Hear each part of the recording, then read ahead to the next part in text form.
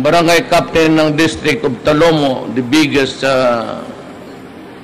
district doon sa Davao, barangay captain, kasali niya yung bahay ko sa jurisdiction niya. He was involved.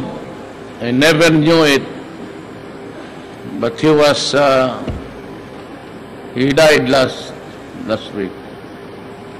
So also was the secretary of the executive judge sa Davao, namatay doon sa Nabunturan. Ang racket niya, siya yung pumipindot ng mga, kasi mag-apply ng warrant sa executive judge. I'm not connecting the judge at all. Ito yung babae na clerk of court na pag may warrant, pipindutin niya ang mga sindikato sa Davao. So she was killed 5 days ago sa Nabunturan.